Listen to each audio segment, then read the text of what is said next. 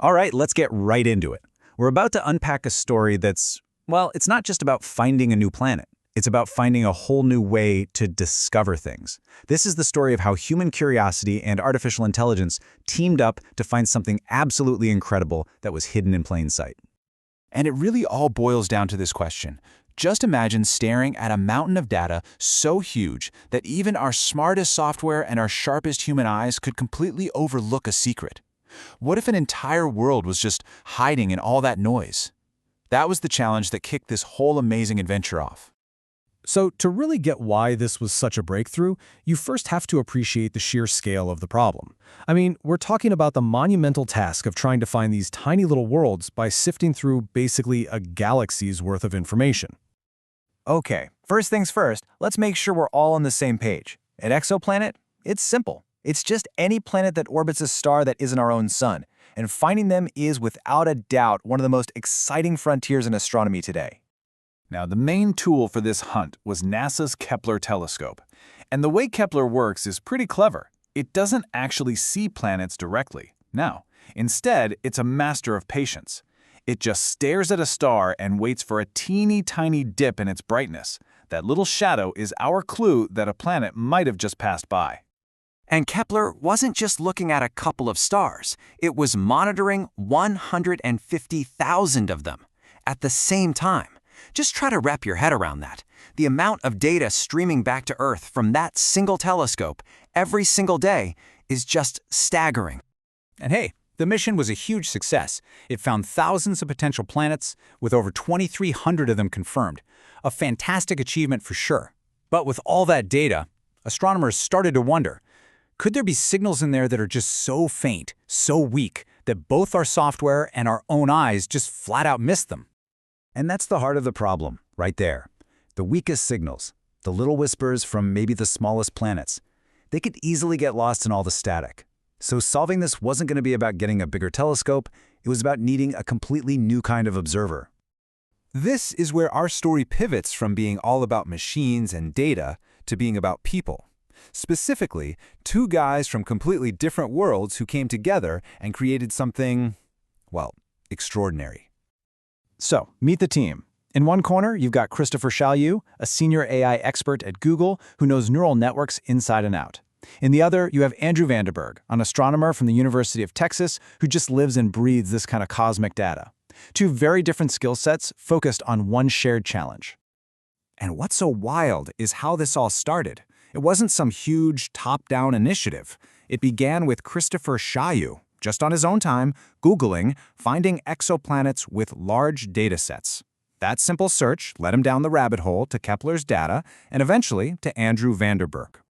And just to give you a little flavor of the personalities here, this is why Vanderberg chose his field. He said he looked around at physics students, then at astronomy students, and noticed the astronomers seemed to be a lot happier on average. You gotta love that. Sometimes the greatest discoveries start with the simplest human observations. So, with the team in place, it was time to build their tool.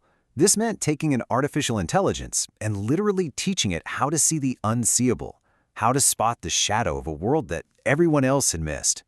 Their process was brilliantly simple, really. First, they fed their AI 15,000 signals that they already knew for a fact were planets. That was its classroom. Then they tested it relentlessly, and finally, once the AI was sharp enough, they pointed it at the weakest signals in systems where they already knew there were multiple planets, thinking, hey, where there's smoke, there's fire.